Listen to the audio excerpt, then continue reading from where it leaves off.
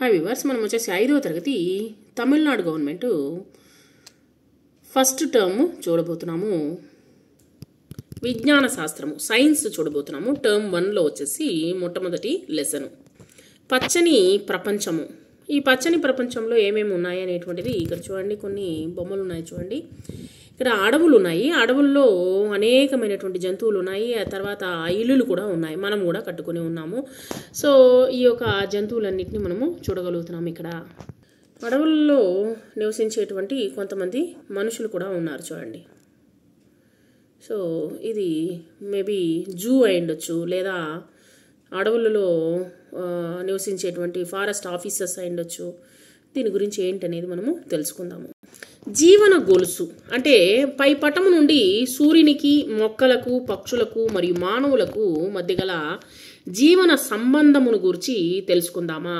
ఇప్పుడు చూడండి, సూర్యుడికి మొక్కలకి ఏంటి సంబంధం, సూర్యుడికి పక్షులకి ఏంటి సంబంధం, సూర్యుడికి మనుషులకి ఏంటి సంబంధం అనేటువంటి మనం తెలుసుకుందాం.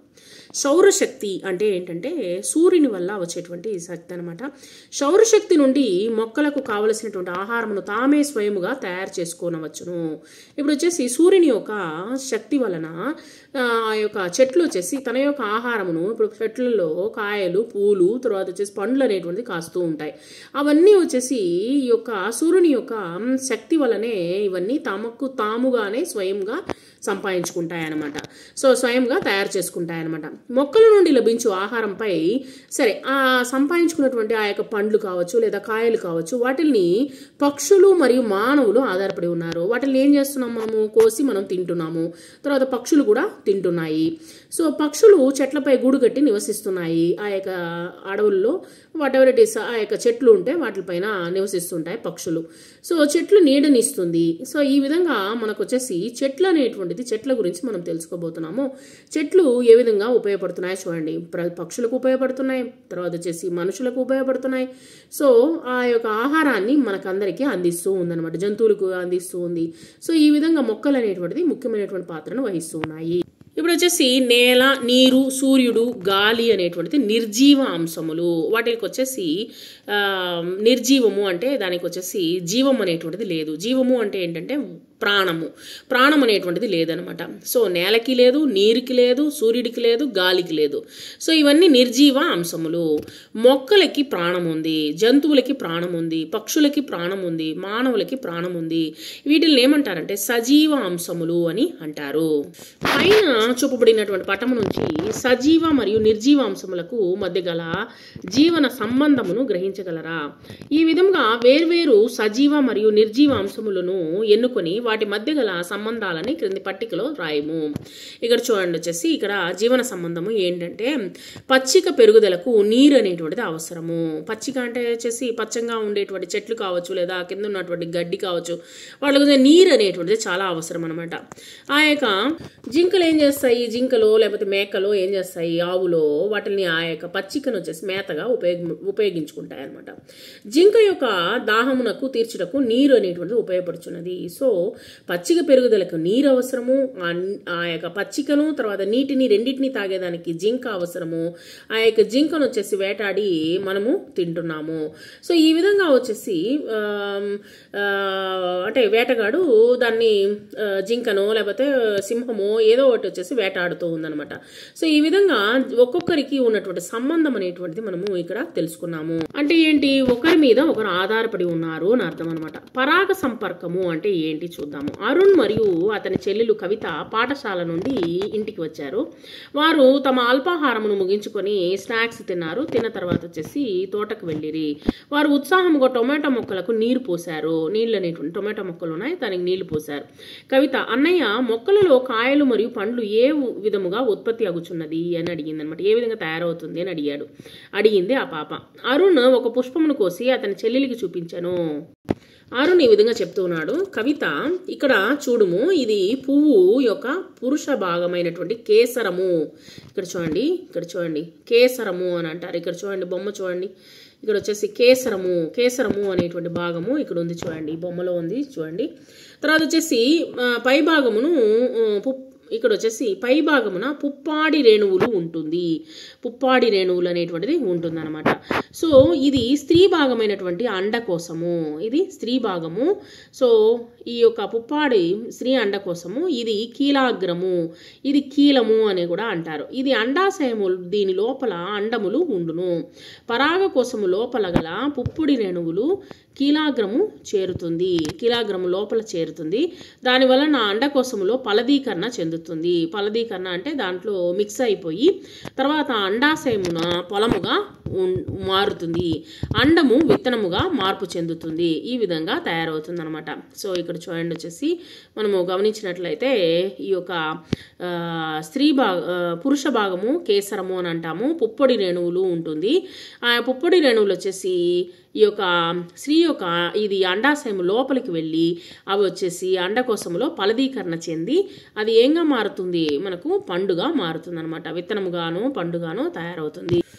పరాగ కోశము నుండి పుప్పొడి రేణువులు కీలాగ్రము చేరుట. ఇక్కడ చూడండి బొమ్మ చూడండి. ఇక్కడ వచ్చేసి ఉమ్మెత్త పువ్వుని ఇవ్వడం జరిగింది. పరాగ సంపర్కము అని అంటారు. దీన్ని ఏమంటారంటే పరాగ సంపర్కము అని అంటారు. ఒక పుష్పము యొక్క పుప్పొడి రేణువులు ఆ పుష్పము యొక్క పరాగ కోశము నుండి అదే పుష్పము యొక్క కీలాగ్రమును చేరుటను ఆత్మ పరాగ సంపర్కము అని అంటారు.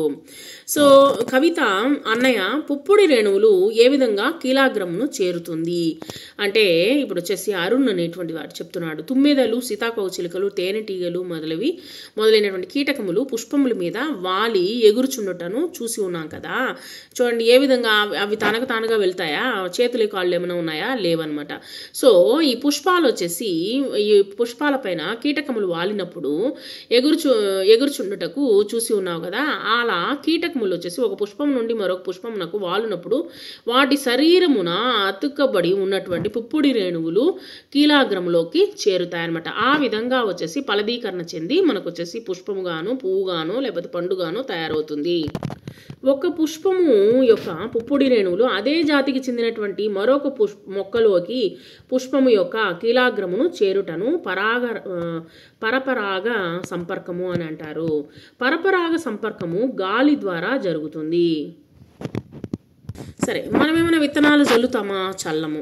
సో ఎలాగా చెందుతుంది అన్నప్పుడు అరుణ్ మరియు కవిత ఇద్దరు ఒక్కొక్క మామిడి పండును తిని వాటి విత్తనాలని పెరట్లో వేశారు.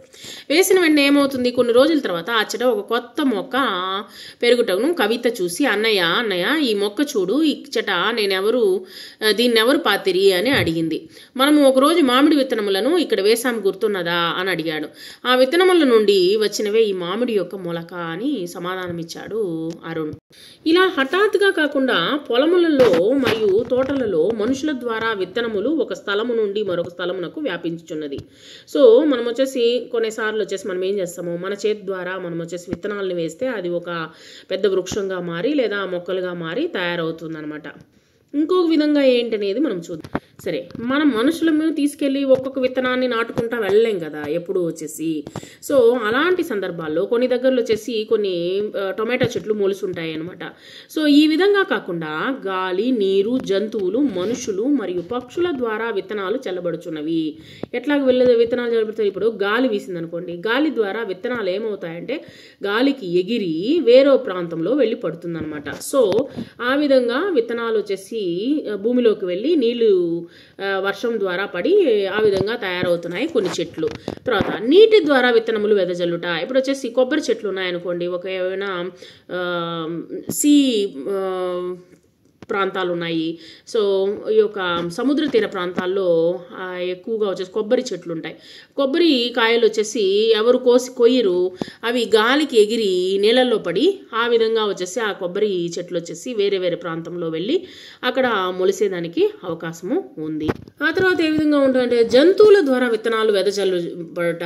కొన్నిసార్లు వచ్చేసి ఆవులు వచ్చేసి కొన్ని దగ్గరలో వచ్చేసి విత్తనాలని గడ్డిని మేస్తూ ఉన్నప్పుడు వాటికి నోటికో వేటికో దేనిపైన అతుక్కొని ఉన్నప్పుడు అవి ప్రయాణం ఒక చోటు నుంచి ఇంకో చోటికి ప్రయాణం చేసినప్పుడు తన నోటి ద్వారాలో లేకపోతే కాళ్ళ ద్వారానో వచ్చి వేరే భూమిపైన పడేదానికి అవకాశం ఉంది. ఆ విధంగా కూడా విత్తనాలు అనేటువంటిది మొలుస్తాయి. తర్వాత పక్షుల ద్వారా విత్తనాలు వెదజల్లుట. పక్షుల ద్వారా అంటే పక్షులు వచ్చేసి కొన్ని చెట్లల్లో వాలి వాటికి కావలసినటువంటి ధాన్యాలు, కావలసినటువంటి వడ్లు, వాట్ ఎవర్ ఇట్ ఈస్ అవి తీసుకొని వేరొక ప్రాంతానికి ఎగిరినప్పుడు అవి వచ్చేసి వెదజల్లినప్పుడు ఈ విధంగా ఒక్కొక్క ప్రాంతం నుంచి ఒక్కొక్క ప్రాంతానికి వెదజల్లినప్పుడు మనకు వచ్చేసి విత్తనాలు వెదజల్లుతాం అనమాట. కొన్నిసార్లు మనం వేస్తాము, కొన్నిసార్లు వచ్చి జంతువులు తెలియకుండా ప్రయాణం ఒక చోటు నుంచి ఒక ప్రయాణం చేసినప్పుడు ఆ యొక్క విత్తనాలు వచ్చేసి వెళ్ళినప్పుడు, లేదా తర్వాత వచ్చేసి పక్షుల ద్వారా అది ఎగురుకుంటూ తన నోటి ద్వారా తీసుకొని వచ్చేటప్పుడు కొన్నిసార్లు కింద పడిపోతుంది. వాటి ద్వారానో లేకపోతే గాలి ద్వారా ఏమైనా విత్తనాలు వచ్చేసి నీళ్ళల్లో పడి వేరే చోటుకు వచ్చి అక్కడ వచ్చేసి మొలవడము. ఇంకోటి వచ్చేసి వెదజల్లడం, మనమే వచ్చేసి విత్తనాలను వచ్చేసి నాటడము. సో మనుషులము. సో ఆ తర్వాత వచ్చేసి కొన్ని గాలి ద్వారా ఒక ప్రాంతం నుంచి ఇంకో ప్రాంతానికి అవి వెదజల్లినప్పుడు అనేకమైనటువంటి చెట్లు అనేటువంటిది మొలుస్తాయి అని చెప్పేసి ఇక్కడ చెప్పబడుతుంది. విత్తనములు ఒక స్థలం నుండి మరొక స్థలమునకు గాలి, నీరు, మనుషులు, జంతువులు మరియు పక్షుల ద్వారా తీసుకుని పోవుటను విత్తనములు వెదజల్లుట అని అంటారు. మనకు వచ్చేసి అనేకమైనటువంటి అడవులు ఉన్నాయి.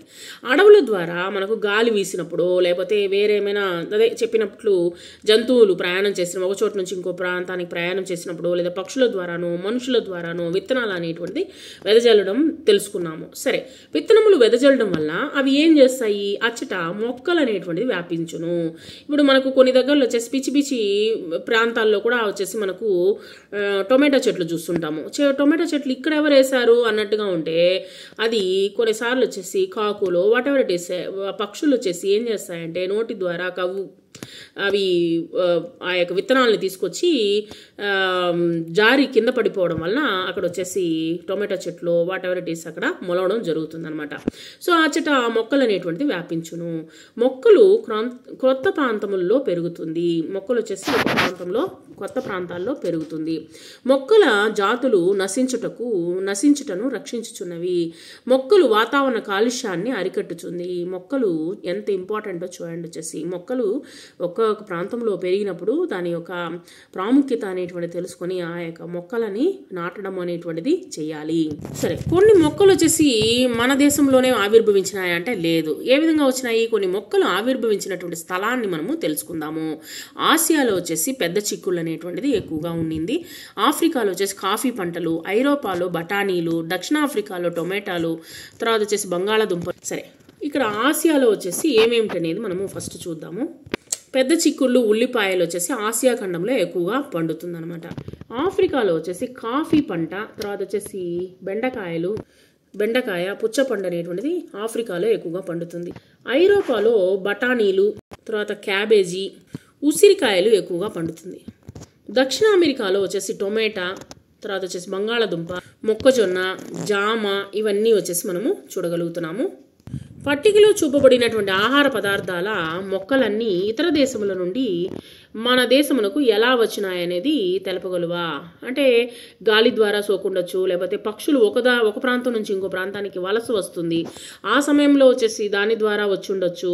తర్వాత వచ్చేసి మనము దిగుమతి చేసుకొని ఆ యొక్క విత్తనాలను వచ్చేసి దిగుమతి చేసుకొని మనము వేసి ఉండొచ్చు, లేదా జంతువుల ద్వారా ఒక ప్రాంతం నుంచి ఇంకో ప్రాంతానికి ప్రయాణం చేసినప్పుడు ఈ విధంగా మనకు వచ్చేసి మనకు వచ్చి ఉండొచ్చు అనేసి మనం చెప్పడం జరుగుతుంది. ఇక్కడ మర్రి చెట్టు, చింత చెట్టు, వేప చెట్టు మరియు మామిడి చెట్లకు పుట్టినిల్లు భారతదేశము. మర్రి చెట్టు చూడండి, తర్వాత చింత చెట్టు చూడండి, తర్వాత వేప చెట్టు, మామిడి చెట్లు, ఇవన్నీ ఒక్కొక్క చెట్లలో ఔషధ గుణాలు కూడా ఉన్నాయన్నమాట. విత్తనములు ఎట్లు వెదజల్లబడుచున్నవి, అవి వెదజల్లబడినప్పుడు విధములను తెలుసుకుందామా? ఇక్కడ వచ్చేసి తర్వాత వచ్చేసి గాలి గురించి తెలుసుకుందాం. అరుణ్ మరియు కవిత వారి తల్లిదండ్రులతో కలిసి బస్సులో ఏర్కాడ్ అనేటువంటిది వెళ్ళారు. బస్సు కొండపైకి వెళ్ళుచుండెను. ఆ కుటుంబ సభ్యులందరూ ప్రకృతి సౌందర్యాన్ని చూసి ఆనందించుచుండేరి. ఆ యొక్క అందంగా ఉంది. ఏర్కాడు ప్రాంతానికి వెళ్తున్నప్పుడు కొండపైకి వెళ్తూ ఉన్నారనమాట. చూడడానికి అనేకమైనటువంటి చెట్లు, అడవి ప్రాంతం ప్రాంతం అనమాట అవన్నీ. చూడడానికి చాలా చక్కగా ఉంది, చాలా చల్లగా కూడా ఉంది. కవిత చెప్తూ ఉంది, నాన్న మనుషులే దూరలేని ఈ ప్రాంతంలో ఇన్ని చెట్ల ఎలా పెరిగినాయి? ఈ చెట్లకు 100 సంవత్సరములు వయసు ఉండినట్లున్నదే. ఇవన్నీ పెద్ద పెద్ద వృక్షాలు మాదిరిగా ఉన్నాయి, చాలా సంవత్సరాలు అయినట్టున్నాయి ఇవన్నీ చూడడానికి అని అడిగిందనమాట కవిత.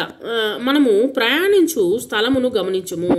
రహదారంతా దూది ఎగిరి పడుచున్నది కదా, ఇవి అంతయు బూరగ దూది. మీరు గమనించినట్లయితే బూరగ చెట్లు, ఈ బూరగ చెట్లలో దూది ఉంటుందన్నమాట.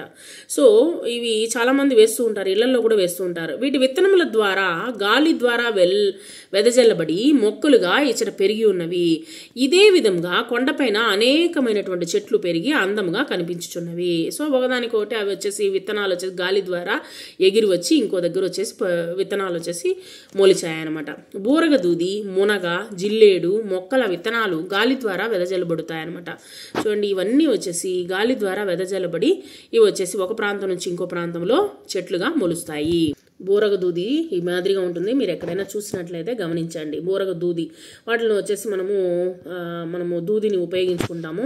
తర్వాత వచ్చేసి మునగ చెట్లు కూడా వచ్చేసి అక్కడ నుంచి గాలి ద్వారా ఇదవుతుంది. జిల్లేడు చెట్టు కూడా వచ్చేసి ఒక ప్రాంతం నుంచి ఇంకో ప్రాంతానికి గాలి ద్వారా సోకుతుంది. ఒక ప్రాంతం నుంచి ఇంకో ప్రాంతానికి వెళ్ళి ఆ చెట్లుగా మారుతున్నాయి అన్నమాట. నీరు అనేటువంటిది ఎంత ఇంపార్టెంట్ చూద్దాము. బస్సు కొండపై నుండి దిగి ఒక నది వంతెన పైన వెళ్ళుచుండెను. ఎటువైపు చూసినాను చెట్లు, తీగలు, మొక్కలు కనపడుచున్నవి. నదీ తీరమున గల కొబ్బరి చెట్లు, తర్వాత కొబ్బరి మొలకలు అందరినీ ఆకర్షించినవి. ఇవి కొబ్బరి చెట్లు ఇచ్చటికి ఎలా వచ్చినవి అని కవిత తన తండ్రిని అడిగిందనమాట.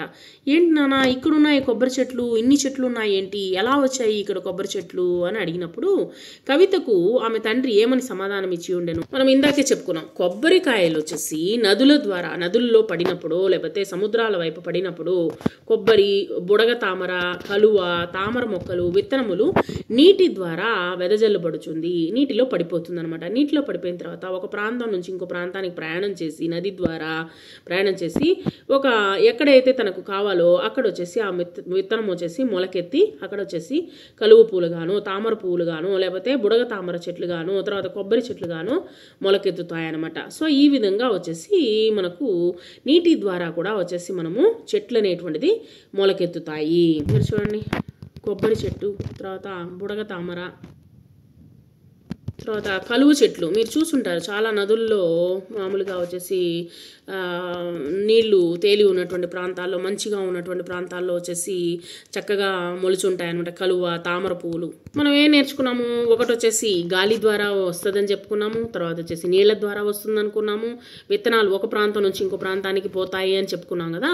సో ఇప్పుడు వచ్చేసి పగులడం ద్వారా కూడా వెదజల్లబడుతుంది. పగలడం, ఒక చెట్టు ఉంది, ఆ యొక్క చెట్టు వచ్చేసి విత్తనాలు వచ్చేసి ఏ విధంగా పగులుతాయి అనమాట. ఎండకి ఎండి పగులుతాయి. ఎట్లా అంటే చూద్దాము. ఏర్కాడు వెళ్ళి వచ్చినటువంటి కవిత తన తోటలో ఒక రోజు నడుచుండెను. అప్పుడు ఆమె తోటలో గల బెండ మొక్క బాగా ముదిరిపోయి బెండకాయ పగిలి విత్తనములు వచ్చేసి వెదజల్లబడుచుండి చూసిందనమాట. వెదజల్లబడినటువంటి విత్తనములు నుండి మొక్కలు వచ్చునా అని ఆలోచించెను. మీరు కూడా ఇలాగే ఆలోచించవచ్చునే. సో బెండకాయలు వచ్చేసి బాగా ఎండిపోయిన తర్వాత ఆ యొక్క విత్తనాలు వచ్చేసి వెదజల్లుతాయి అనమాట. పగిలి ఆ యొక్క విత్తనాలు అనేటువంటిది వెదజల్లి కూడా మనకు ఏమవుతాయి, చెట్లు అనేటువంటిది, మొక్కలు అనేటువంటిది వస్తాయి. బెండ, మినుములు అలాంటి పగులేటువంటి విత్తనాలు ఏంటంటే బెండ, మినుములు, అలసందలు, బాల్సము, పెసలు మరియు విత్తనములు వచ్చేసి పగలడం ద్వారా ఒక ప్రాంతం నుంచి ఇంకో ప్రాంతానికి వెదజల్లబడతాయి విత్తనాలు. తద్వారా వచ్చేసి చెట్లు అనేటువంటిది పెరుగుతుంది. ఇక్కడ చూడండి, మినుములు, తర్వాత వచ్చేసి అలసందలు అంటే వచ్చేసి ఒక లాంగ్ బీన్స్, తర్వాత వచ్చేసి బాల్సము, ఇవన్నీ వచ్చేసి ఇది ఏమవుతుంది, పగిలి ఒక ప్రాంతం నుంచి ఇంకో ప్రాంతానికి ఈ యొక్క విత్తనాలు వచ్చేసి మొలిసి చెట్లుగా తయారవుతున్నాయి.